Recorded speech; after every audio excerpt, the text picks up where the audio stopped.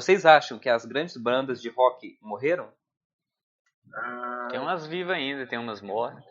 Depende, defina grande.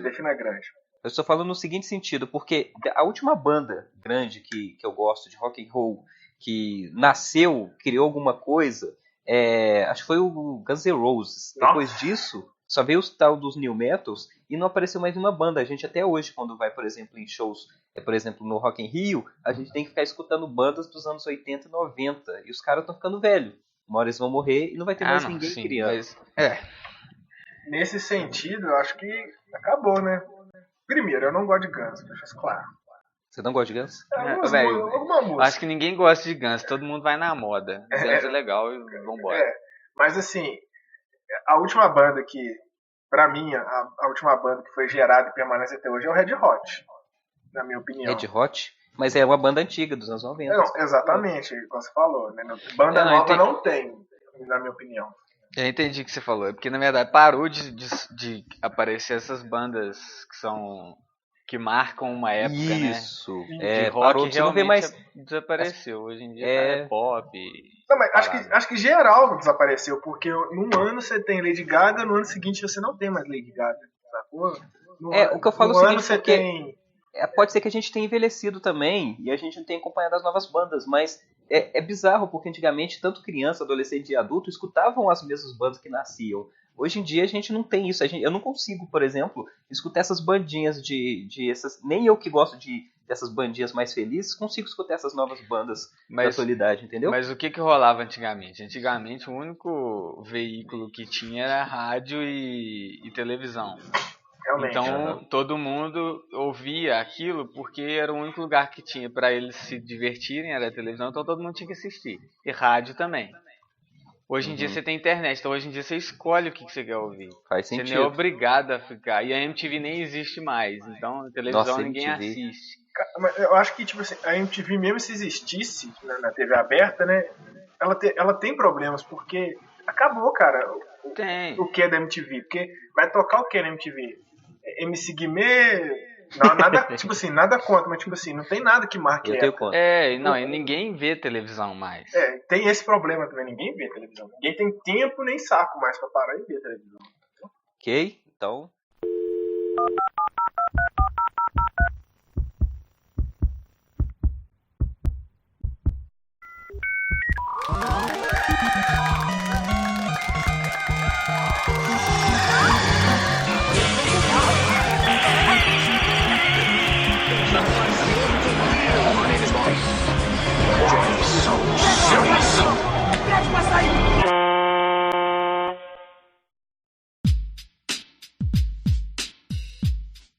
Eu sou o Pablo e quando eu vou no cinema com 3 garotas, eu quero que as 3 dê. Nossa, o que é isso?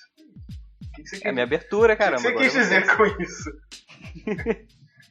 Minha abertura, agora é a sua vez. Minha vez? Bom, eu sou o Mauro e eu não vi o filme de terror que eu falei que havia no episódio passado. Eu sou o Piro e eu acho que tem grande chance de eu ser um serial killer. Boa, então vamos lá.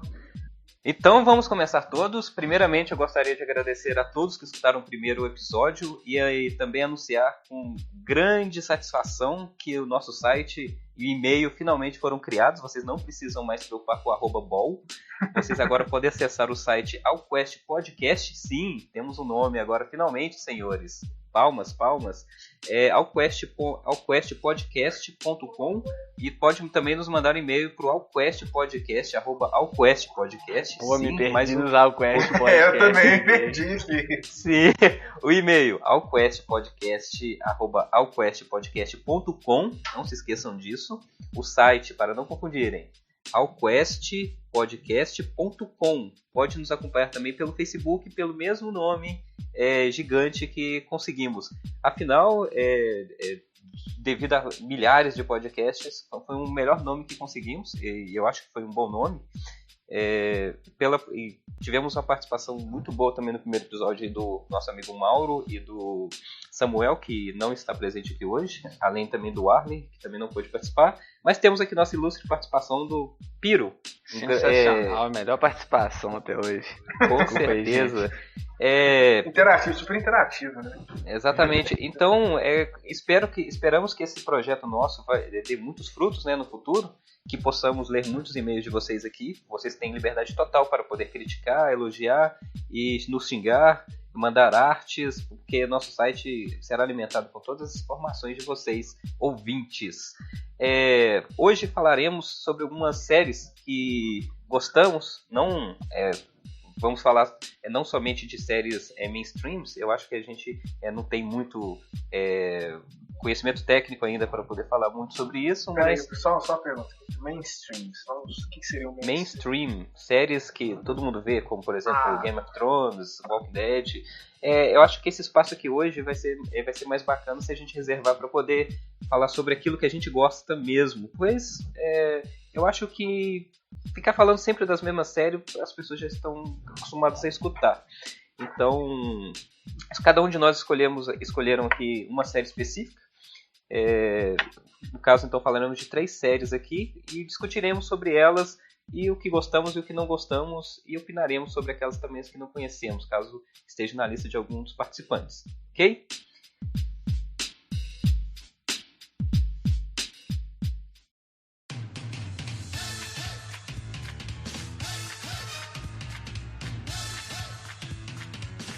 Eu trouxe aqui uma série que me caiu de paraquedas no meu colo. Eu nunca tinha ouvido falar antes. Para falar a verdade, o primeiro contato que eu tive nela foi pelo Netflix mesmo.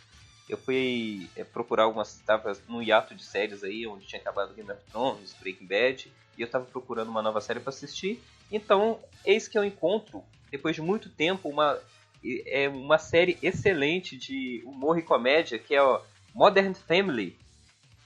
Modern Family, para quem não sabe, ela é uma nova série de sitcom que começou a ser exibida, se não me engano, em 2009 a 2010, onde já foram renovadas algumas temporadas. Já estamos na 4ª temporada, indo para a 5ª, onde retrata o cotidiano de algumas famílias.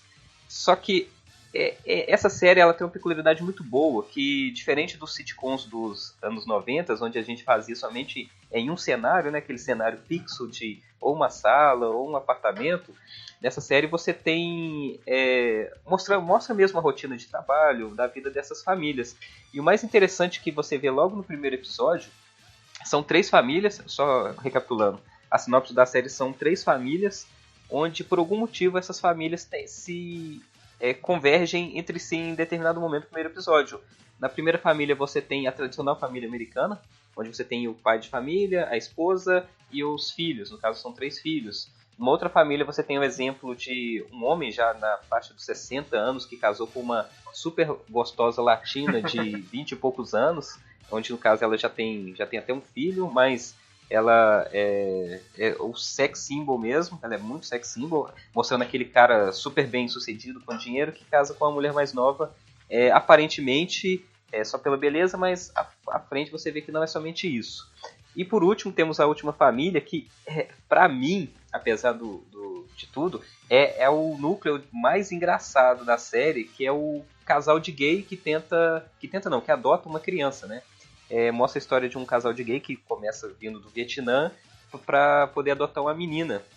E que parece estereotipo falar dessas famílias, porque é até engraçado você tentar começar uma série mostrando um casal gay que adota uma criança, um velho que casa com uma mulher mais nova, mas combina, cara, dá muito certo essa série quando você coloca todos esses ingredientes misturados.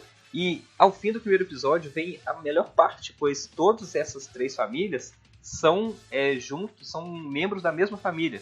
Como assim? Este velho que casou com essa colombiana super gostosa, ele é tanto pai da mulher da primeira família, como eu comentei. A loura? A mulher loura? Isso, porque assim, na verdade eu vou explicar aqui pelos nomes, acho que fica mais fácil você falar os nomes aqui do personagem.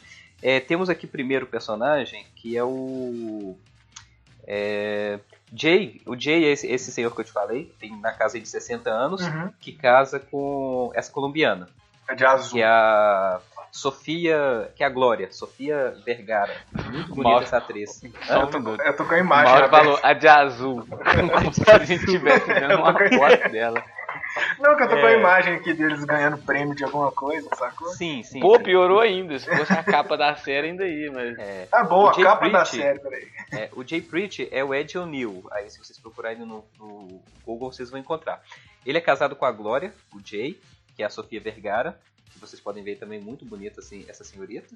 Ele é pai tanto da Claire, que é a Julie Bowen, quanto do Mitchell, que é do casal gay lá do...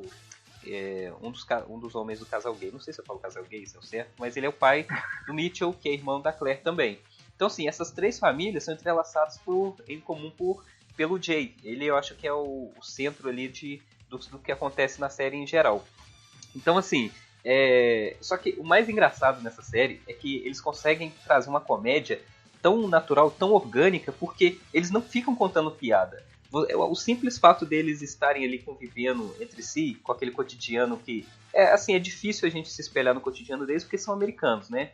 Tem algumas diferenças culturalmente nossa, mas é tão natural a maneira com que as pessoas lidam entre si, parece que eles realmente são uma família de verdade. No caso da Claire, que ela é dona de casa, ela é uma dona de casa, sim. Pelo menos na primeira temporada ela ainda é uma dona de casa. Depois ela consegue, começa a trabalhar como vereadora, ela começa a ajudar o marido, que é um imobiliário. Então, assim, ela mostra, apesar de ser uma dona de casa, ela é muito forte. Ela é casada com o Phil. A Claire, ela é casada com o Phil. E esse cara, pra mim... O Phil é o queixudo, né? Isso, o Phil é o queixudo. Ele é o... Ty Burrell. Ele teve naquele filme lá, Madrugada dos Mortos. Muita gente conhece ele como o cara filho da puta do Madrugada dos Mortos. Ele mesmo. Só que ele, cara, ele mostrou pra mim um personagem de comédia que eu não via há muito tempo. Porque ao mesmo tempo que ele é um cara engraçado, ele é amoroso com os filhos, com a esposa, ele é fiel, ele consegue passar a imagem daquele cara que ele é a criança que cresceu e não deixou de ser criança. O resumo dele é isso. Porque ele não chega a ser retardado. Por retardado é uma palavra muito forte, mas ele é um cara muito, muito, mas muito engraçado mesmo, só pelas atitudes que ele toma com o filho mais novo dele. Tem, sei lá, 7, 8 anos, mas ele conversa com o filho dele como se tivesse a mesma idade. E essa que é a discrepância, porque a esposa dele, que é mais adulta, tenta ser mais adulta, mais séria, não dá o braço a torcer nunca, que ela também tem essa cena de... Como é que eu posso falar, cara? É difícil de explicar essa parte. O cara é diplomático com os filhos dele. Ele entende... Isso, ele é diplomático. Ele entende o nível que o filho tá e... Ele com ela, o Phil com a Claire, eles são um casal com uma química tão boa, mas tão boa que vocês acreditam que eles são casados. Acho que é isso que eu queria entender. É a mesma coisa quando eu dou um exemplo de eu e minha namorada, por exemplo, que eu sou um cara que gosto muito de desenhos animados, de filmes de comédia, gosto muito de animes, gosto muito de essas comédias pastelão, eu gosto muito de ser brincalhão também. Eu não levo tanto a vida, tanto a sério quanto as pessoas gostam de levar. Eu tenho minhas responsabilidades, mas ao mesmo tempo eu não gosto de ser adulto. Eu acho que eu tô parado ainda na minha infância em determinados momentos das coisas que eu converso. E ela não cresce, não. A minha namorada, ela é mais séria. Vocês conhecem ela, vocês sabem que ela é um pouquinho mais séria. Eu acho que ela é mais macha que você, pô. É o famoso opostos se atraem, né? Então, mas eu falo assim, porque ela me completa e a gente tá junto há tanto tempo, apesar de eu ser muito brincalhão, ela fica me corrigindo toda hora. Não, você tem que ser mais adulto, você tá muito criança, age direito. Então, assim, ele é mais ou menos isso. O Jay, o Phil, ele é esse cara que não cresceu, ele acha que a vida não precisa ser tão séria, enquanto a Claire, ela fica maluca com esse jeito dele, ao mesmo tempo que eles se gostam, eles se amam muito. Então tem alguns momentos da série que você vê os dois discutindo, ou você vê os dois brigando, onde o Phil, ele não tá entendendo nem por que eles estão brigando, ele simplesmente termina às vezes a conversa com uma piada, alguma coisa sem sentido, e é muito aquela. E aí, quando ele tenta contar a piada, é muito aquelas piadas sem graça que as pessoas tentam contar. Aquelas piadas de tiozão, quando. Imagina o seu tio tentando te contar uma piada engraçada, entendeu? mais ou menos esse o perfil dele. O queixudo aqui, o pai da família, queixudo. O pai da família, ele na família ele deve funcionar mais como o para-raio, né? O alívio da família, a tensão da família, ele consegue dar aquela equilibrada, né? Quando algo de errado acontece. Eu acho que em cada uma das 3 famílias tem esse ponto de equilíbrio aí de comédia, porque nesse caso aí a gente tem os dois, né, o Phil e a Claire, e tem 3 crianças, que são os 3 filhos. Tem a menina mais velha, que é um pouquinho mais descolada, a cheerleader, né, como se fosse a líder de torcida, aquela menina patricinha que só pensa em namorar, e ser a mais popular do colégio. Baile funk, eu sei. Baile funk, exatamente. Você tem a segunda, mas da geração aí, que é a nerd, que é a irmã dela, que é aquela menina um pouquinho mais, não tão bonita quanto a primeira que eu comentei, mas é a mais inteligente. E você tem o terceiro mais novo, que é o menino, que ele é a face espelho do pai. Então, assim, os dois, quando estão juntos, parece que são 2 crianças que estão brincando. Então, assim, nessa família você tem um pouco de seriedade, que é dessa menina que é a mais nerd, com a mãe. Você tem também oscilando entre a comédia absurda do Phil e do menino mais novo, e o equilíbrio no meio ali, que é a filha mais velha, que é a Patricinha. Então, assim, você não tem aquelas ondas muito grandes entre muita comédia, muita risada desnecessária com muita seriedade. Então você tem esse equilíbrio. Já na outra família lá do casal de homossexuais, do Mitchell e não me lembro o nome do outro. O cara tem cara de gay mesmo, né, cara? O cara tem cara de gay, isso é preconceito, hein? Isso, Mitchell e Cameron. O Cameron, pra mim, ele é o melhor personagem da série Quem inteira. Que é o Cameron? O gordinho? O Eric Stone Street, acho que é isso o nome dele. É o gordinho. E é o gordinho. Okay. Cara, você realmente, igual você falou, quando você vê a série, você acredita que aqueles dois são realmente gays. Eu não sei se na vida real, se na realidade eles são. Mas tem baixaria, tipo Game of Thrones? Não, né? Não, que isso, cara. Essa série é de comédia, cara. É muito comédia. Tanto que na primeira temporada eles nem mesmo se beijam. Teve até uma crítica pesada da comunidade LGBT lá dos Estados Unidos em relação a esses dois. Eles não precisavam se beijar pra ser um casal gay, mas tá valendo, né?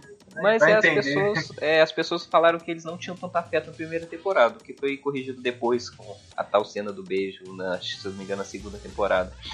Então, igual nesse outro núcleo, do Mitchell e mais do Cameron, eles são um casal que, igual eu falei, adotam, no primeiro episódio eles vão pro Vietnã adotar a Lily, que é uma menininha que, fala a verdade com você, depois que no primeira temporada ela ainda é um bebê, mas na terceira e quarta temporada, onde ela já tá começando a andar, falar, cara, é impressionante como você se identifica com esses dois, porque você vê essa menina crescendo e você não dá nada pela atriz, né? Você nem percebe que depois que ela vai se tornando uma atriz e vai envelhecendo. Nossa. E ela... Que isso? Esperei, gente. Pode continuar.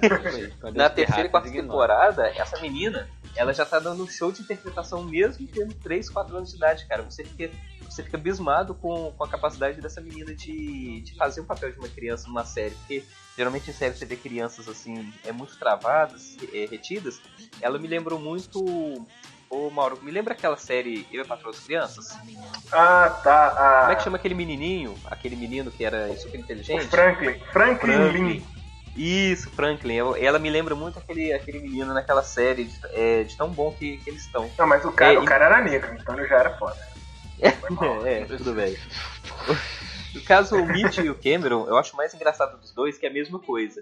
O Mitchell, os dois na verdade tentam ser sérios, né? Tanto o Mitchell, que é advogado, quanto o Cameron, que seria o dono de casa, que é o cara que por conta de criar a Lily, são aquele casal que você vê que do mesmo estereotipo, tentam viver o sonho americano de ter uma família, ter uma casa. Eles só querem se enquadrar na sociedade, ao mesmo tempo que eles têm as dificuldades que um casal nesse sentido tem, que é o preconceito, a discriminação. Então você vê isso de uma maneira tão sutil e tão inteligente na série que não fica constrangedor. Por exemplo, tem um episódio que eu achei muito engraçado que é o Dia das Mães. Então assim, o Mitchell, que tem uma pose mais séria, mais masculina, porque o pessoal acha que é o pai, eles começam a pressupor que o Cameron, por ser mais afeminado, é a mãe. E o Cameron fica com pavor disso, porque ele falou, gente, eu não sou mãe, eu sou um homem. Então, assim... todos os dois são homens, né? Isso, os dois são homens, só que ele fala, eu não sou a mãe. Mas ele age como se, no episódio inteiro, como se fosse a mãe. Então isso é muito legal o jeito que eles tratam esse tipo de coisa na série, esse tipo de assunto.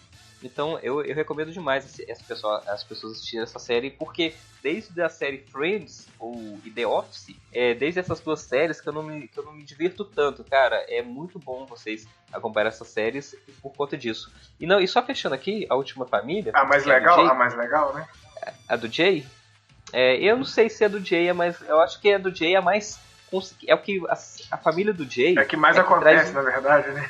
É o que mais aparece, porque o Jay, algumas pessoas acham que não, mas eu acho que eles, todo mundo nessa série tem o mesmo peso. Não quero falar quem é o principal ou não, mas o Jay eu acho que ele se destaca como o mais normal da série. Ele seria o mais normal. Porque ele é a única pessoa que vê os absurdos que as pessoas falam na série, entendeu? Quando o Phil vai falar alguma coisa, ou a Claire, ou o Mitch, ou o Cameron, ou até a sua esposa Glória, que é super descontrolada, histérica, vai falar alguma coisa, ele é o único cara que fala, gente, vocês estão vendo o que vocês estão falando? E tipo assim, né? Ele é o cara que traz as pessoas pra realidade na série. Cara, e ele é engraçado. Viajando, mano. Por quê? Fala tipo assim, não, eu tô imitando o cara. Ah, tá. Nossa, cara. Que merda que vocês estão falando, né? Ele é o que... Ele, como é o patriarca da família, é o mais sério, o grande empresário que teve sucesso, que... Casou com a latina, né? Mais nova. Isso, realmente, é o selo válido do sucesso do empresário. Exatamente. Quando você conhece a Glória, você acha isso, pô, essa mulher que já tem um filho aqui, essa mulher super gostosa aqui, ela casou com o cara por causa do dinheiro dele. A primeira impressão que você tem é esse. E isso é muito bom, porque dá uma virada. Na hora que você conhece mais a fundo ela, que mostra o relacionamento dela com o Jay, mas o filho dela lá, eu esqueci o nome também do menino, o Gordinho, você vê que realmente os dois se gostam muito, não é por conta de dinheiro ou por outra coisa. Talvez até no começo ela tenha traído por ele, também tenha sido um diferencial. Mas à medida que você vai assistindo, que você vai conhecendo as pessoas, você vê, pô, esses dois se gostam de verdade. Então você começa a dar mais crédito pra ela. Você, como eu disse, você tem um pouco de preconceito com ela no começo, mas à medida que vai passando, você vai dando credibilidade, você vai gostando tanto dela como qualquer outra pessoa dessa série. Mas isso aí, eu acho que a ideia da série é quebrar esse estereótipo, esse pré-conceito que todo mundo já tem, né? A série, ao mesmo tempo que consegue quebrar fazer o estereótipo americano das famílias, é porque você não tem nada demais nessas famílias, são pessoas vivendo normal. Só que, ao mesmo tempo, eles conseguem dar um tapa na sua cara falando, gente, vocês são preconceituosos, a vida tem disso, mas também tem pessoas que conseguem se gostar independente de qualquer coisa. Você consegue ter um casal homossexual sem ser estereotipado, você consegue ter uma família normal que não é normal, e você consegue ter uma família inconvencional, que é o caso do Jay com a Glória, que consegue ser muito convencional e se combinam. Nessa série, o que eu mais elogio nela é que ela não tem nenhum elo fraco, ela não tem nenhum ponto fraco, como algumas séries que você assiste, que sempre tem aquele personagem ou aquele casalzinho sem graça. Desnecessário, né? Como por exemplo, se você assiste o The Big Bang Theory, você tem ali os pontos fortes, né? Que é o Sheldon, o Leonard, a Penny. E você tem alguns pontos fracos hoje, que seria aquela namorada do Sheldon. O Raj, por exemplo. Cara. O Raj, ele, apesar do começo ele ser bom, ele perdeu muito força nas últimas temporadas. No próprio The Office, que eu acho que ainda pra mim é a melhor série de comédia de todos os tempos, você tem alguns pontos fracos ali, mas toda série você sempre tem aqueles personagens que dão uma brochada. O Modern Family é bom justamente por todo núcleo da família ser forte, cara. Você a todo momento você tá rindo, você tá se divertindo e você tá se emocionando, porque a série também é dramática, tem muitos episódios que você sente as dificuldades e os problemas da família, entendeu? Então, fica aí a minha recomendação, Modern Family.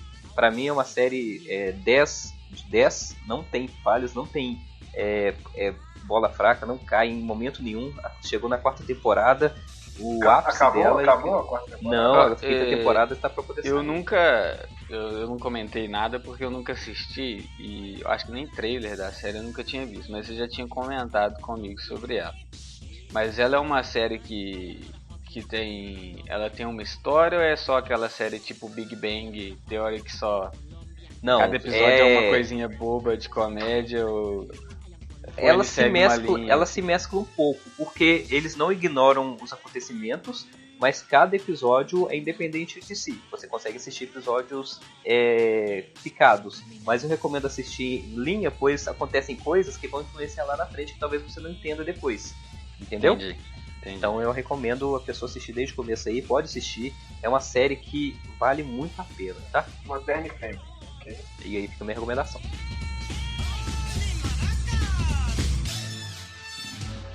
I made all that up. That's not a real costume in Colombia.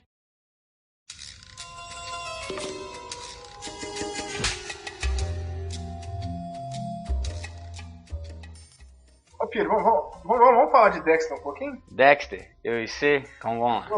Eu gostei de Dexter. Dexter é o seguinte, é uma série, na minha opinião, é uma série policial. E conta a história de um garoto, ficou órfão aos 3 anos mais ou menos de idade. Sofreu um trauma, né? Sofreu um trauma porque o assassino que matou a mãe dele deixou ele no meio lá, ele assistiu e tal, viu a cena e tal. E o policial que encontrou ele na cena adota ele. Então a história começa assim, quando ele vai crescendo, o policial percebe que ele começa a matar alguns animais, que ele começa a ter esse instinto assim. Então o que ele faz? Ele cria um código e ensina essa criança, o Dexter, que ele tem que canalizar esse instinto dele só com quem merece morrer. Então como ele era um policial, ele ensinou que os bandidos, o que a polícia não conseguia prender, ele teria que canalizar nisso. Esse policial sabe então que é o pai dele? Sabe que ele matava? É porque é o seguinte, quando ele salva ele de criança, ele começa a ver que ele começa a criar ele começa a ver que ele começa a matar alguns animais, ele tem esse instinto assassino. Então como ele vê que isso, quando ele crescer, vai evoluir, vai virar uma doença, né? E ele sabe que já é uma doença, então a única forma, ele não tem cura.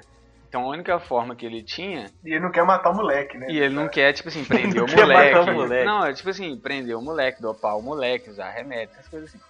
Então ele viu que a solução mais viável era canalizar isso e transformar isso em uma coisa que podia fazer bem à sociedade, digamos assim. Entendi. Agora, eu não, falo a verdade pra você, eu assisti do Dexter somente, acho que os 3, 4 primeiros episódios.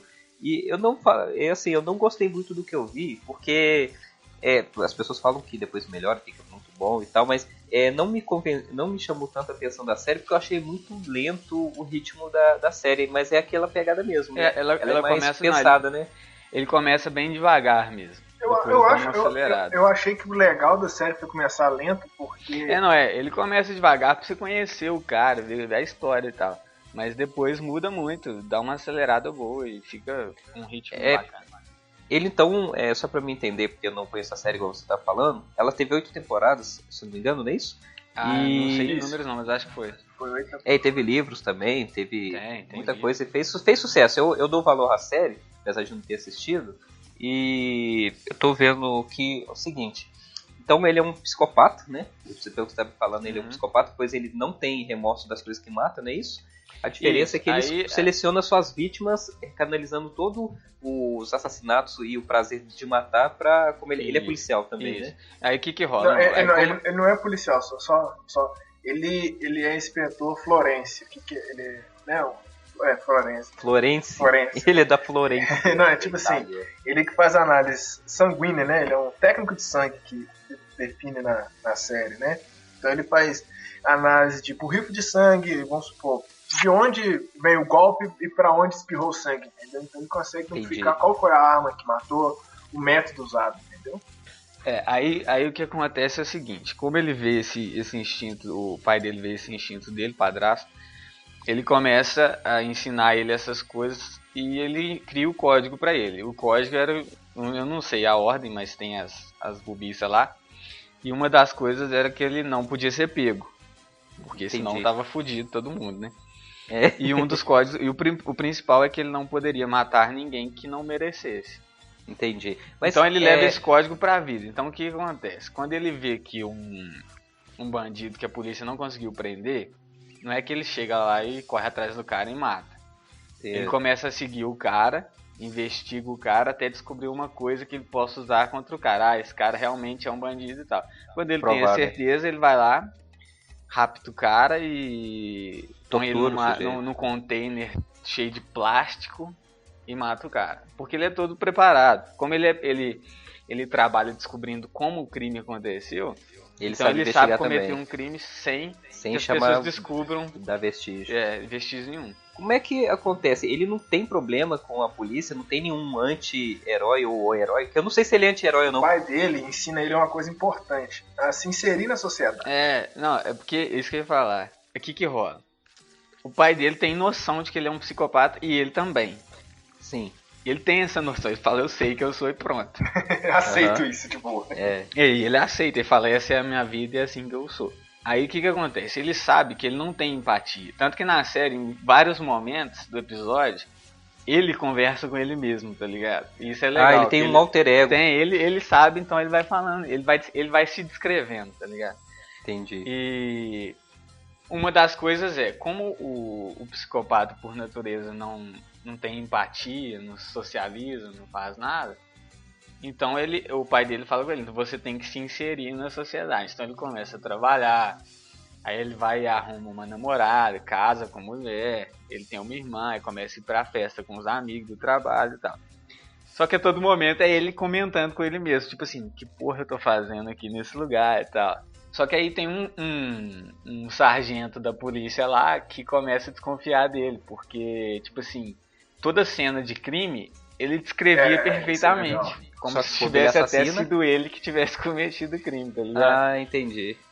Aí então nas investigações, por exemplo, ele vai lá, mata o bandido, aí na hora de fazer a investigação é ele também que vai investigar. Não. O crime dele, geralmente quando ele mata alguém, ele vai e joga num saco preto e joga no mar. Ninguém descobre, não.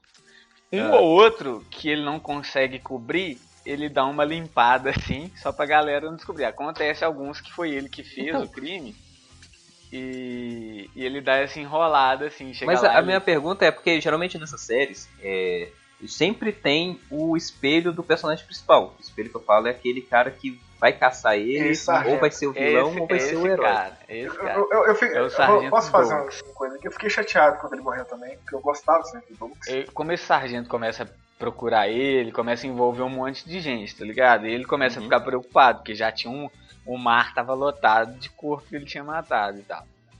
Mas jogou tudo no mesmo lugar, no mar? Não, mas o que ele jogava? Ele tinha um barco, então ele ia pro alto mar lá. Ele tinha um lugar que ele jogava que caía numa corrente marítima que levava mais pra longe e tal. Tem uma viagem assim, não lembro se é isso não. Então o que rola?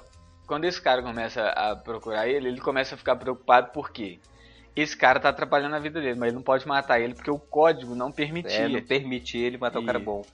Aí começa a rolar um monte de coisa, ele começa a ficar meio doidão, porque tipo assim, começa muita gente correr atrás do que ele tá fazendo. Sem saber que é ele, né? Eles correm atrás de um assassino. Aí quando esse cara, o Sargento Douglas, descobre que realmente ele é o assassino, o serial killer, aí ele prende esse sargento numa casinha no meio do mato lá. E rola uma treta que ele faz uma armadilha pra outra pessoa matar ele, tá ligado? Ele dá uma volta. Na verdade, eu lembro que eu vi recentemente, né, algumas temporadas. Ele não usa droga, é o seguinte. Uma das desculpas que veio a calhar pra ele, pelo fato dele ficar à noite fora, entendeu? É que ele usava drogas. Ele inventou essa desculpa pra namorada dele. Então ele começou a se tratar. Entendi. E nessas reuniões de AA de drogas, entendeu? AA de drogas, né? Aí ele... Isso era uma desculpa convincente. E o Douglas seguia ele. Até que o dia que o Douglas descobriu que ele estava indo no negócio de AA, o Douglas parou de seguir ele. Só que o Douglas comentou com a irmã dele, e a irmã dele falou, não, ele nunca fumou. Aí o Douglas voltou mais encucado ainda a seguir ele, sacou? E no meio dessas reuniões ele conhece uma mulher, uma inglesa, meio piradona. Começa a namorar com essa mulher. E a mulher, ela também tinha um problema de drogas e tal, e era incendiária, gostava de botar fogo. Assim. E ela descobre esse lado do Dexter, ele ser psicopata, e vai atrás dele. Ela tem meio uma paranoia com o Dexter e tal, de amor. Mas vai atrás dele por causa de quê? Não, ela se identifica com ele, tá ligado? Ela quer ficar com ele, só que aí ele percebe que ela vai dar trabalho pra ele também, tá ligado? E no fim, ela descobre o Douglas dentro da cabaninha lá e fala assim, nossa, ele é tão sozinho, o Douglas acha que tá falando dele, né? Tá falando do Dexter. Ela que mata o Douglas, né? Abrindo gás na casa. Aí ela põe fogo no cara, porque ela era exatamente, entendeu?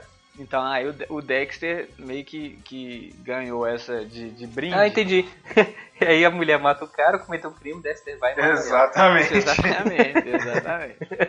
Aí ele foi e matou ela, porque ele falou assim, pô, agora eu posso matar ela, porque agora eu posso matar ela, que ela matou o cara. Isso. Cara mas Dexter. O Dexter, Pablo, ele tem um negócio legal que eu até comentei com o Pirossauro ontem, pra mostrar que o cara realmente é um cara sem vida, um cara que as coisas que ele faz na sociedade é só pra realmente passar batido. A pele dele é pálida, a boca dele é pálida, sabe? É sem vida, o olhar dele é sem vida. Entendi, ele passa empatia não, ele é apático, ele é apático, ele realmente não tem sentimento. Aí o que rola? Quando ele arruma uma outra namorada lá, ele vai, começa a gostar dela e tal, aí ele tinha que casar, porque não adiantava ficar só namorando e tal. Já a evolução da série, né? A série tinha que evoluir.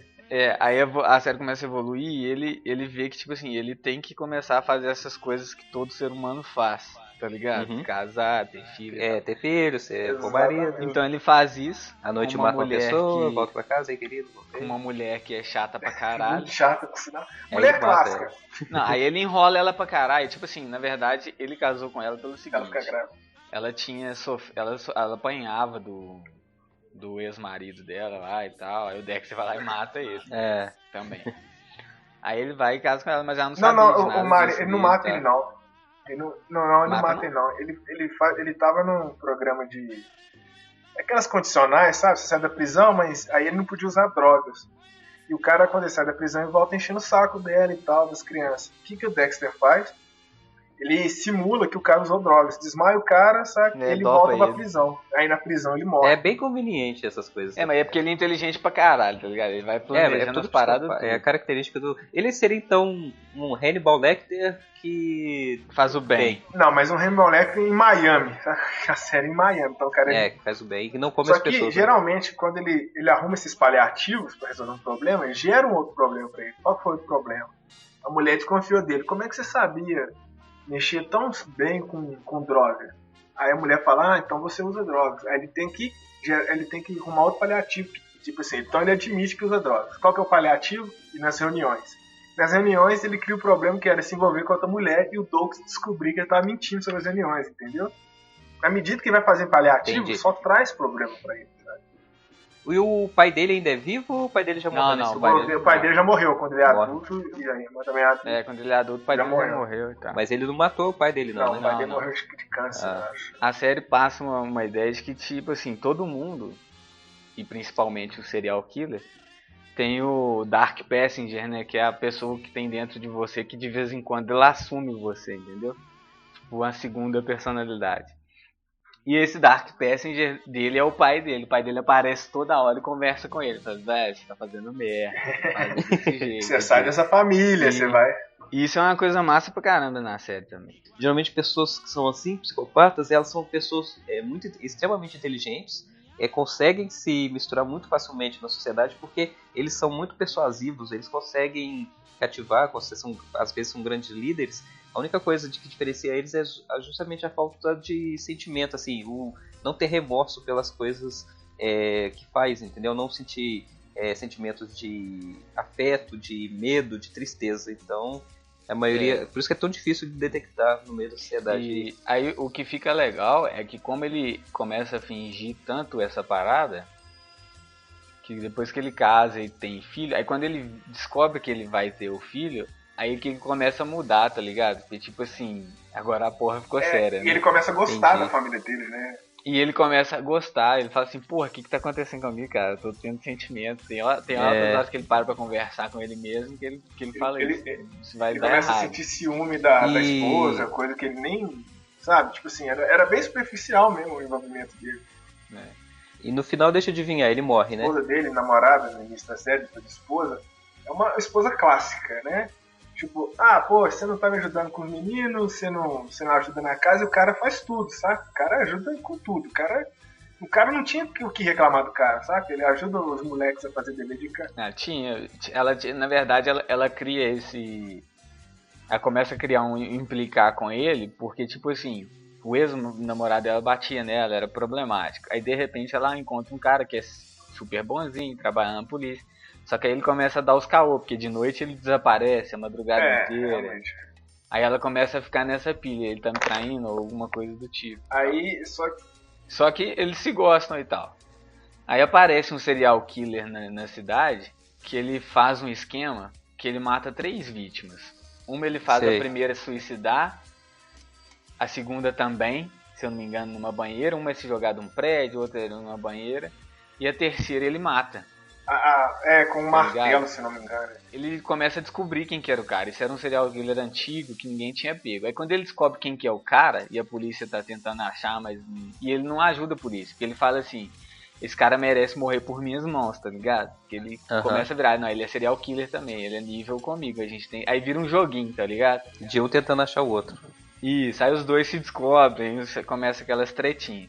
Só que aí rola uma coisa que ele faz um plano lá pra pegar o cara. Só que aí o cara consegue matar a primeira vítima e a segunda vítima. Aí num belo dia ele faz a treta pra pegar o cara e tal. E se eu não me engano ele até mata o cara. Ele encontra o cara e mata ele. Realmente. Só que quando ele volta pra casa e chega em casa, a mulher dele tá morta na banheira, tá ligado? Com a criança dele no chão, no meio do sangue, da mesma forma como ele foi encontrado quando ele era criança. Tá isso aí foi... E essa cena aí foi foda pra caralho, cara. Foi a cena mais foda de série que eu já vi até hoje. Foi a mais sinistra. Porque você não esperava. Porque, tipo assim, você não esperava. Você começa a pegar um amor pela galera da série e, de repente, uma tragédia. E a mulher dele, assim. A mulher dele era civil pra caramba, né? Tipo assim, ele faz um planinho que tira a família dele da cidade. Acho que eles vão pra Disney. Só que a mulher volta pra pegar alguma coisa. Ele liga pra ela, o celular toca dentro de casa, sabe? Aí ela morre junto com... Aí já chega, ela tá morta, sabe? Tipo assim... Foi tenso que... quando eu tava vendo, eu tava com minha namorada. Tipo, a gente parou de ver, a gente não conseguia ver mais a série. Sério? Eu não queria mais ver a série. É porque, tipo assim... Os dois, no fim, quando vai chegando nessa fase aí... Cria uma relação bacana entre os dois, então você começa a torcer pelo negócio dar certo, sacou? Aí dá essa confusão toda aí, do nada os caras fazem um trem desse e fala assim, caralho, foi tipo aquele Game of Thrones lá, episódio casamento tipo, lá. Entendi. O pai e o Dark Passenger, né, do Dexter, que é o pai dele, e desde quando ele conhece que o Dexter se envolve na família desse serial killer, ele pra buscar informação e tal, né? E o cara era mó bonzinho pra sociedade. Ia na igreja, que ele treinou. E aí o pai do Dexter vira e fala assim, mata esse cara, vai dar problema. Você vai avisando ele, sabe, que vai dar problema, já era pra ter matado o cara, aquele negócio todo. Quando ele toma realmente a atitude de matar, acontece isso. Ele já tinha feito aquilo. Mas no final vocês ainda não falaram, ele é preso, ele é morto. Aí o que rola? Aí depois que rola esse trem aí, rola um monte de coisa, outros serial killers. Cada temporada é mais ou menos um serial killer mais foda pra ele lá. Mas na última, o que acontece? A galera descobre que ele é o... Que é o Bay Harbor Butcher, que era o apelido que eles tinham dado pro serial killer. O açougueiro da Bahia. Porque que acontece?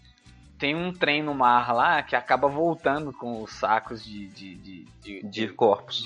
Aí quando eles descobrem eles vão no fundo do mar e descobrem uma porrada. Não sei quantas pessoas acharam lá. E era tudo vítima dele, tá ligado? Aí começa a achar a pista pra ele, né? Aí o que ele faz? Da primeira vez que a galera desconfia, ele joga a culpa no Dokes, tá ligado? Aí como o Dokes tinha morrido, resolveu o problema. Só que depois eu acho que volta à tona, é isso, né, Mauro? Eu vi até onde a mulher morreu, realmente eu não consigo ver, realmente. Eu não tô lembrado se depois a galera descobre que ele realmente outro policial eu sei que a irmã dele começa a desconfiar dele, um outro policial lá começa a desconfiar dele. Na verdade acho que a irmã dele desconfia, todo mundo desconfia e tal. Porque eu tô falando porque tem gente que... Todo mundo fala que o final do Dexter atrapalhou a série quase inteira, né? Eu não achei, não. Eu achei assim, podia ser diferente, mas não foi tão ruim. O que acontece? Aí quando a galera descobre... Essas pessoas vão vir no Lost, sabe? Então por isso que eu fico reclamando. O que ele faz? Ele tinha 2 opções. Ou ele desaparecia, ou ele morria. Entendi. Porque ele ia ser preso, né? E lá provavelmente ia ser pena de morte, ele tinha um filho e tal. Então, no fim das contas, a morte era a solução dele. Então o que ele faz? Ele faz uma treta que vai ter uma tempestade cabulosa no mar lá. Aí ele pega o barco dele e foge em direção ao mar. Aí a galera acha depois os destroços do barco dele e tal, como se ele tivesse morrido, tá ligado? Entendi. Só que na verdade ele não morreu. Aí ele vai pra uma cabana no mato e vai viver o resto da vida dele na cabana. Tá ligado? Ele fica sozinho então. Ele fica sozinho, ele larga a família, filho e tudo, ele faz um plano pra deixar todo mundo com o que tinha que ficar, um filho fica com a irmã dele, uma viagem. Mas não é de todo ruim assim não, porque... Não é não, eu achei o final doido porque ele fingiu que morreu, tá ligado? Só que a galera achou que, tipo assim, ele tinha que morrer, alguma coisa assim. Mas não, e o filho dele, fica com quem? Ele tem uma irmã, e fica com a irmã dele, eu acho, e ele tinha os filhos da mulher que ele casou, a mulher que ele casa, que morre lá, ela tinha 2 filhos, uma menininha e um menino. Aí fica com essa família, tá ligado? Entendi. Fica com a família da coisa. Os avós dele, né? Porque os avós, fica com os avós. Isso na série era um problema, né? Como é que ele ia ser um serial killer com 3 crianças, né? Era um problemaço. Eles resolveram isso. E era engraçado até, às vezes. Que a menina era meio adolescente, meio chatinha. Mas eu gostei do final, cara, pelo que você contou aí. Eu também achei legal, É porque, tipo assim, a galera queria aquele final padrão, pô, o cara é ruim, ele era um serial killer, tinha que morrer. Não necessariamente. É porque foi totalmente o contrário do que tinha que acontecer, e a galera achou meio ruim, eu acho. Mas eu achei massa. Ok, eu vou colocar na minha lista aqui pra assistir, vou tentar passar dos 4 primeiros episódios. Muito boa. Se você passar do 4º episódio, se você assistir a primeira temporada, você vai querer assistir mais. O negócio da primeira temporada, papo, ela já começa mostrando um serial killer foda. Que é, no fim, se revela o irmão dele. Que foi morto do mesmo que tava no mesmo lugar que ele tava quando a mãe dele morreu e tal. Só que ele não sabia que ele tinha esse irmão, ele vai descobrir depois. É legal por causa disso. E ele fica impressionado da forma como o assassino mata as pessoas. Só pra finalizar, de 0 a 10, qual a nota que vocês dão pra essa série? Eu dou 10. Eu dou 7, porque a mulher morreu. 7? Sério, eu fiquei chateado. Mas só por causa disso vai tirar 3 pontos, mano. 8 temporadas. Não, mas é porque eu também quase parei de assistir. Mas ela funcionava bem, cara. A família dele funcionava porque era o seguinte, cara. À medida que o tempo vai passando, tanto é que no dia de ação de graças, ele passa um cagaço e tal. Aí no dia de ação de graças, ele tava com aquele serial killer que mata a mulher dele, né? Ele vê que a família do cara não era aquilo que o cara passava, entendeu? Peraí, o cara de qual família do cara? O serial killer tinha uma família, certo? E pra sociedade, o cara era muito bom com a família, né? Só que era uma farsa. Dentro de casa o cara batia na esposa, trancava a filha dentro de casa, saca? E o Dexter não fazia isso, entendeu? Na família, e as pessoas da família do serial killer não gostavam dele. Na família do Dexter, as pessoas gostavam do Dexter, sabe? Então, quando termina o episódio, ele fala, graças a Deus eu tenho essa família. Ele até fala, em algum momento da série, ele fala assim, eu não acredito em Deus, por que eu falei isso, sabe? Então, a conexão dele com a humanidade é a família dele, entendeu? Aí acontece de matar a mulher. Isso aí me deixou boladão, sabe? Eu realmente parei. Surprise, motherfucker!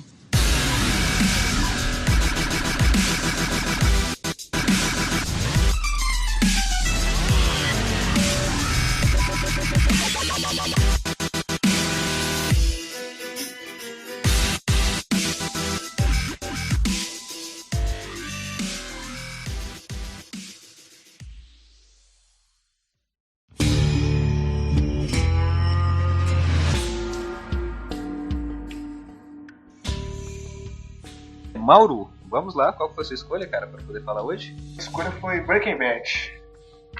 Breaking Bad, série aclamada. Essa é mainstream. Breaking Bad? O contexto da série é o seguinte, o cara é um professor de química, inteligente, só que ele é professor de química de 2º grau. E o cara descobre que tem câncer. Aí ele decide, para ajudar a família dele, ele tem um filho que tem algum problema cerebral e a mulher tá grávida.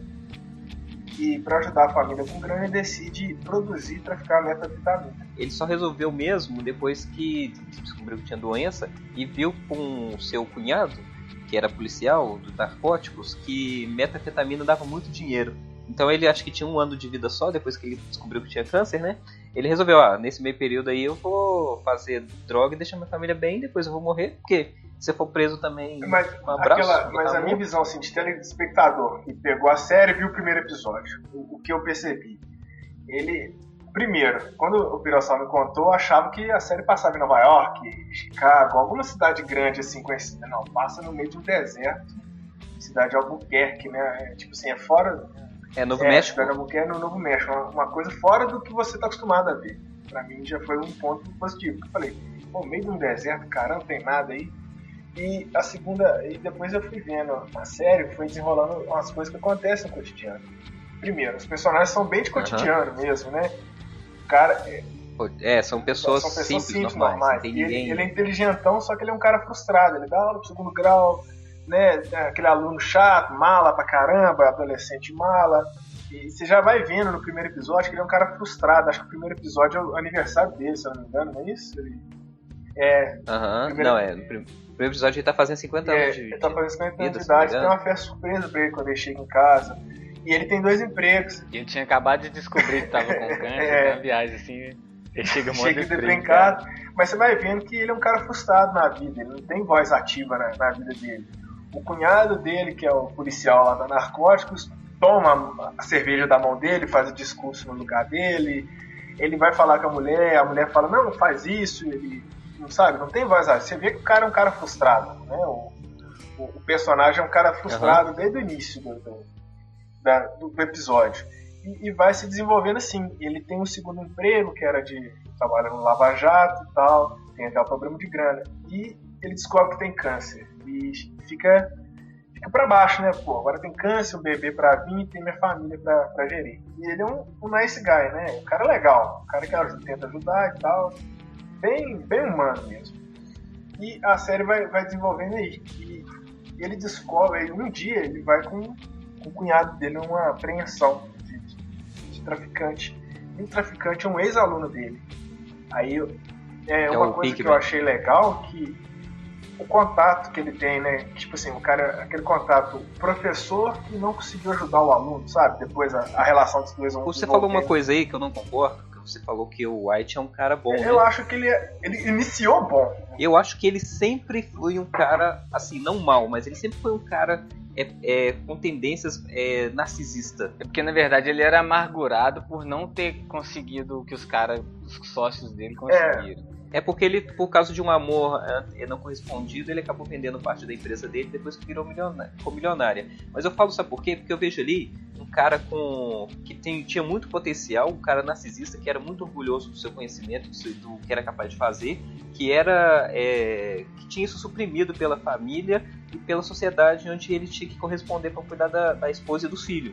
Então, a partir do momento que ele começou a ganhar dinheiro com droga, ele viu a capacidade dele de fazer a droga mais pura. O negócio ali não virou mais questão de ganhar dinheiro, virou questão de poder. Você pode ver que depois de determinado momento ele só falava em ser o rei, ser o grande traficante. Isso é uma coisa que eu ia falar, que é o seguinte, a questão do ator.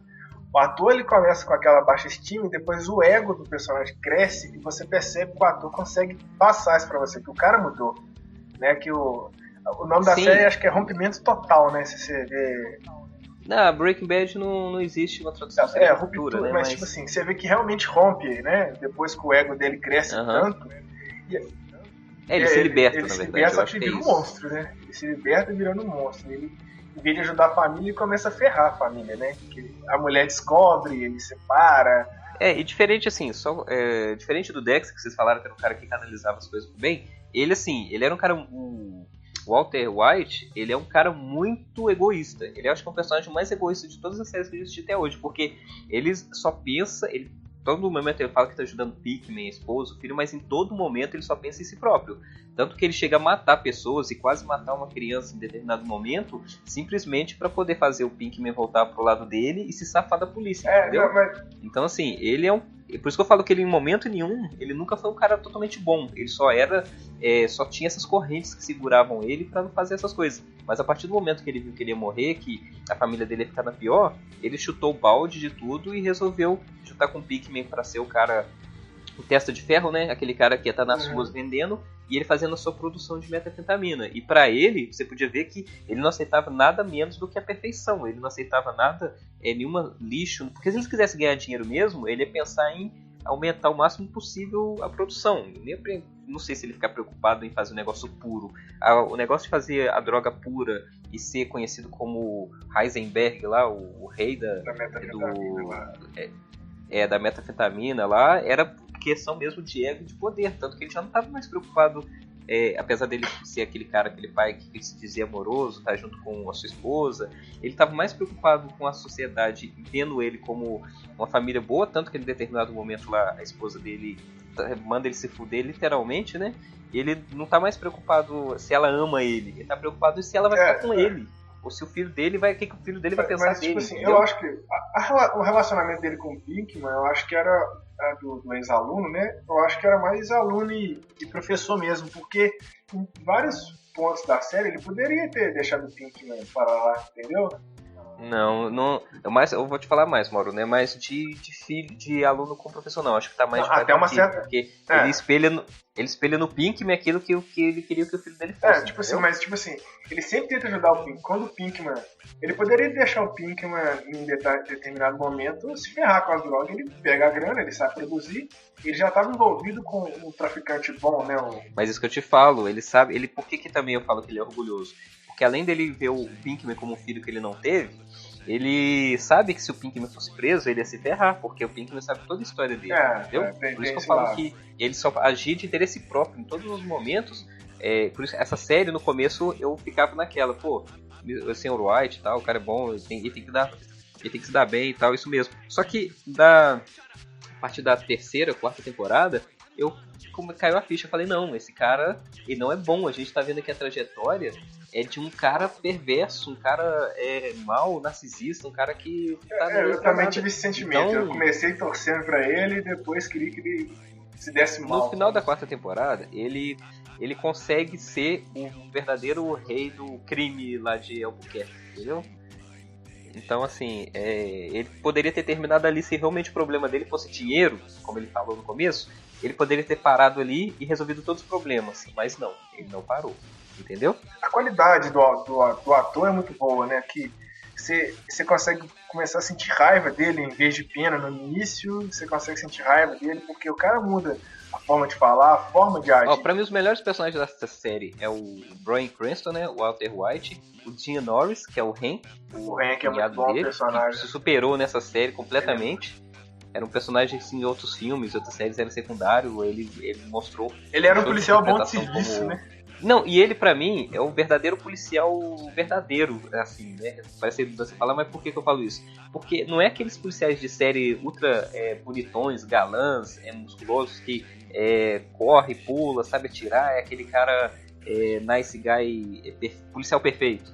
Ele não, ele é aquele cara barrigudinho, que tá ali, tem sua família, ele gosta do... Só que fica encucado. Ele teve a chance de crescer. Ele é o verdadeiro policial investigador. Ele sabe que quando tem alguma coisa errada, ele sabe onde procurar, sabe que é insistência, tem que ser paciente. Ele é aquele cara que fica na cola do bandido, às vezes fica o dia inteiro ou semanas vigiando a pessoa só pra ver se o cara vai dar um vacilo, pra poder tentar prender. Ele não é o super policial, mas ele é o policial verdadeiro, incorruptível. Você pode ver que você sabe que aquele cara nunca vai poder ser comprado, entendeu? Ele passa por um trauma, né? E ele consegue realmente passar isso pra você que tá assistindo. Então, pra mim, o Walter White, o Hank e até mesmo o Saul Goodman o Bob Odenkirk, que tem uma série agora, pra mim são os melhores personagens dessa série de longe.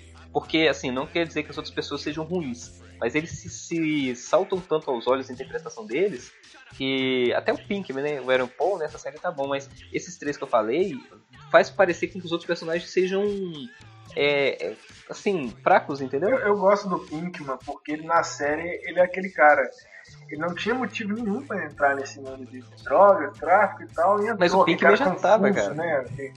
É um adolescente confuso, né? Depois vira porque tem coração bom pra mim na série.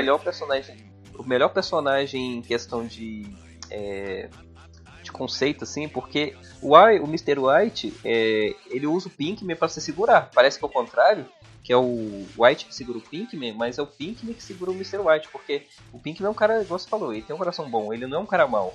Ele só caiu naquela vida ali porque é o jeito mais fácil de ganhar dinheiro. Essa parte é descarada do Pinkman que controla ele, velho. Porque toda vez que o White faz uma merda, é ele que ele vai atrás do Pinkman pra consertar, tá ligado?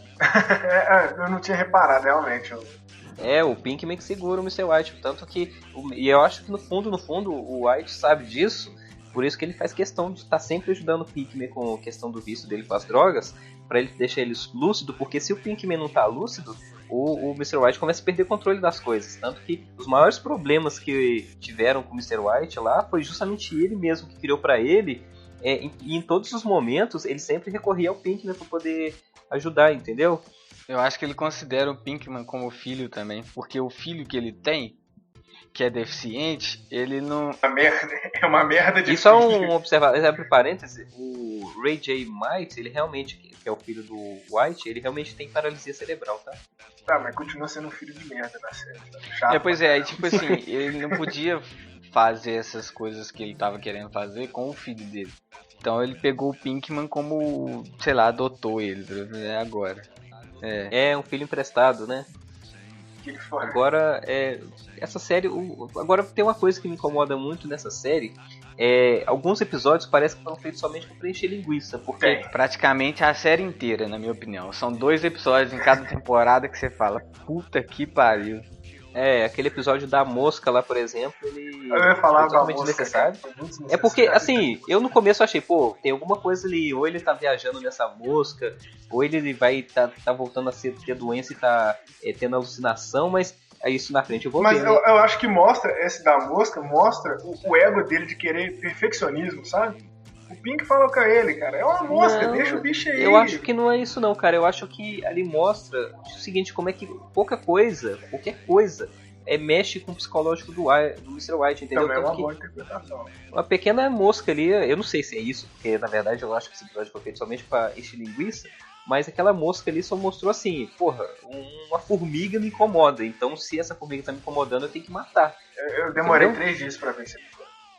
Não, esse episódio realmente foi arrastado. Uma outra coisa também que me deixou uma pulga atrás da orelha, o Gus, ele é gay, né? Ele é gay. Gus é gay. Porque aquele cara que era parceiro dele era namorado dele também, né? Mas assim, o Gus, eu gostava do personagem do Gus. Porque ele é aquele cara, ele era um empresário muito bom, competente no serviço. Não, era engraçado você ver, porque tipo assim, ele realmente não transparecia o que ele escondia, na verdade. Era o verdadeiro... Que aí o cara mata lá e ele vira tipo... Acho que depois que o cara matou o companheiro dele, é que ele meio que virou um monstro, tá ligado? Ficou sério. E eu acho engraçado, sabe o que eu acho engraçado nessa série? Todo mundo que se envolve com o Pinkman, com o White, se ferra bonito. Assim, não... às vezes não intencionalmente, mas aqueles traficantes no começo da série, que o Pinkman tendo o primeiro contato, o Tuco, Gus, aquela mulher depois que faz sensacional. O Tuco. O Tuco, ele é sem base, mas aquele cara é perturbado, cara. Mas ele é tão bom que ele voltou agora no Saul Goodman, né? Ele tá lá na série de Saul Goodman. Mas olha só, eu acho que é o seguinte, aquele negócio dos paliativos, né? Eles estavam entrando no mundo que eles não tinham conhecimento de tráfico de droga. O Pinkman tinha de traficantezinho de bairro. Mas eles não tinham. Não, sim, eu falo porque no mundo real esses caras aí que não conhecem nada, não ia ter acontecido isso deles conseguirem, sei lá, se livrar dos caras, eles que teriam morrido. Mas tipo assim, eles os paliativos, fraga. Tanto é que quem mata o Tuco é o Hank, procurando o Pink, procurando o Walter. Então os efeitos colaterais, porque os caras estão lá na situação que estão tentando fugir do Tuco, ao mesmo tempo que o Hank tá procurando eles precisam sair daquela situação, ao mesmo tempo que eles fogem contra o Hank. Então assim, uma coisa leva a outra. Eu acho que é uma coisa que leva a outra, mas é uma coisa que leva a outra que traz outros problemas, tipo... Não, sim, essa série... Essa do Tuco traz os primos do Tuco, né? Mas se você não percebeu, essa série ela é uma corrente de efeitos de problemas, porque eles resolvem um problema e no meio desse problema resolvido eles criam outro. Eles matam um cara pra poder resolver um problema, um outro cara aparece que começa a ir atrás deles, onde vão abrindo mais pistas e um leque maior de problemas para serem investigados, por exemplo. E nem sempre é simplesmente assim, gera um problema gera um problema que traz um cara. Qual que é o problema que trouxe o do Tuco? Né? Trouxe o problema que o Pinkman foi revivido na mente do Pinkman. O problema do Pinkman foi revivido na mente do Hank. Então ele começa a investigar sobre o Pinkman, que volta ao trailer, que era o cara lá da primeira temporada. Aí o problema que eles têm pra resolver o trailer é ligar pro hospital, né? Fazer uma ligação pro Hank e falar que a mulher dele tá no hospital, né? Que aí ele vai... Aí qual que é o problema criado, né? Tipo assim, esse era um paliativo que eles tinham pro momento, pra eles não conseguirem, pra eles não sem ficar no trailer, né? Destruir o trailer. Qual que era o problema que isso cria? Pô, como assim o Pinkman sabe da minha esposa? Entendeu? Cria um problema maior, um Hank muito mais bolado. Né? Isso que eu tô falando, mas sempre tem alguma coisa, não quer dizer que uma pessoa, não tô falando só que uma pessoa chega pra poder suprir outra. Eu falo que quando eles resolvem um problema, às vezes igual o Mr. White lá, ele consegue resolver o problema de um traficante, aparece outro. Se não é outro, é o Hank. Se não é o Hank, é alguma coisa com dinheiro, ou até mesmo a Skyler, a esposa dele, cria problemas pra ele. Eu acho que o jeito dela de tentar esconder as coisas, ou tentar... Ela descobre, né? Do jeito mais besta possível, ela descobre, né? Questão também do... Igual ele... Questão dele tentar resolver o problema de um celular usando o outro, cria um outro problema com a esposa dele, que depois vai virar mais... Cara, essa série, ela é boa, ela é muito boa também por conta disso, porque além de criar os problemas, ela também consegue fazer com que eles não fiquem soltos, não criem problemas aleatórios que, se necessário, só para dar ritmo à série. Esses problemas fazem parte da história e do contexto de tudo que acontece. Uma outra coisa também que eu queria falar da série aqui, que agora que eu lembrei, são as aberturas, cara. Eu achava maravilhoso você tentar ficar adivinhando que o início de cada episódio tinha a ver com o final, porque todo início de episódio ou temporada vão te dando pistas do que vai acontecer no final. Aquele olho boiando na piscina. O olho boiando na piscina, assim, o pessoal fazendo com aquela roupa de proteção, procurando alguma coisa na casa dele, lá do Mr. White. Você tá assim, pô, será que no final dessa temporada vão descobrir que é ele, né? Aí você vai ver... Era outra coisa que completamente diferente lá, que foi o avião que caiu e explodiu, caiu um pedaço em toda a cidade. Aí, tipo assim, é muito bom isso, cara. E pra mim, o ápice da série é igual quando eu te falei, quando ele vira e fala, I win. Tipo assim, eu venci. Poderia ter terminado ali, eu acho que o que aconteceu depois teve que acontecer porque eu acho que vai acontecer exatamente o que aconteceu nessa série, vai acontecer agora naquela série do House of Cards, onde você tem um anti-herói, né, um personagem que é o herói ao mesmo tempo que não é. Ele tem uma ascensão, ele vai subindo até a segunda, terceira temporada, e como tudo que sobe rápido, né, o que acontece? Tem que descer. Então assim, o Breaking Bad, depois da terceira temporada, ele começou a cair, não no sentido de ficar ruim, mas no sentido de que você sabe que vai fechar a série. Os problemas, né? Os problemas voltando, né? Tipo, isso, você sabe que tudo aquilo que ele fez vai voltar contra ele, potencial vezes 10. Então, ele criou um império que todo mundo sabe que impérios não duram. Assim como Frank Underwood está criando no House of Cards, ele sabe que aquilo vai voltar para ele da pior maneira possível. Então, essa série eu acho ela sensacional. Para mim, Breaking Bad também é 10 de 10. A melhor série criada. Foi um exemplo muito bom você ter trago pra gente isso aí, Mauro. Eu acho que Breaking Bad é bom porque teve um fim, sabe? Não ficou enrolando. Sim. E foi um final justo, né? Você falou que já viu o final, né? O final mais plausível, né? Seria ter acontecido aquilo mesmo que aconteceu. Eu acho que se tentasse fazer alguma coisa muito diferente, poderia estragar o final, e a gente não precisa disso pra essa série que é tão boa. Ninguém era ninja na série, né? Por que não vai criar um ninja depois que resolve todos os problemas, né? Foi bom. Exatamente. Bom. Então, qual que é a nota que você dá pra série, Mauro? Breaking Bad é 10. Piro, você assistiu a série? Assisti até o final. Qual que é a nota que você dá? Dou 8. 8? Para, filho. Não, a série eu vou... Do nada, não, eu vou dar minha opinião sincera aqui. Não, sim, mas foi tão seco, você falou tão bem, agora deu 8. Mas por quê? Não, a série é muito boa. Ponto. Mas eu achei... Tem muita enrolação nela, cara. Não então, tipo assim, a história é sensacional, mas você enrola pra caralho pra chegar no ponto, aí Mas eu achei a série muito boa, a ideia é sensacional. Então, pessoal, é isso aí. Chegamos aqui ao final de mais um episódio do All Quest. E espero que vocês tenham gostado. E continuem acompanhando o nosso Facebook, site. Mandem e-mails para a gente, para podermos evoluir, né? Criar mais temas, pra gente poder ter um feedback legal, nos adequarmos quanto aos próximos episódios, como deve ser o ritmo dos nossos episódios. Novamente agradeço a todos a participação aqui do Piro, do Mauro. Com certeza eles estarão em mais outros episódios para falarmos de outras séries ou filmes, ou até mesmo jogos, animes. Falaremos de tudo nesse podcast. Não ficaremos... Você não vai me ver em jogos e animes. Mas se eu passar respondendo que você já jogou muito. Só avisando aqui. Tá ok. Então, fica aí, mandem e-mails ao questpodcast@questpodcast.com e aguardamos vocês no próximo episódio. Quando é que a gente vai fazer um de RPG, hein, cara? De RPG? Logo. RPG é sempre bom, a gente gosta. Sim, claro. Vai estar já tá na nossa lista aqui. Vamos revezar toda semana alguma coisa diferente para o público aí poder escutar, tá ok? Posso dar uma dica aí? Pode. contato@alcastpodcast.com. Precisa daquele alcastpodcast. Mas eu acho que a graça do e-mail é justamente... Não, é porque fica grande e difícil de digitar, cara. Realmente foi bom. Normas da internet. Da BNT, né? Normas da BNT. Ok, eu vou anotar essa dica aí do Alcast, contato@alcast. Ok, mas por enquanto usem o Alcast. Mas por enquanto deixa esse contato que eu tenho. Não, eu tô só... Eu tô vendo aqui o Metástase. Metástase, a dica também para as pessoas que gostam de Breaking Bad, não assistam Metástase, tá bom, gente? Desnecessário. Sei então, até mais, até logo, tchau!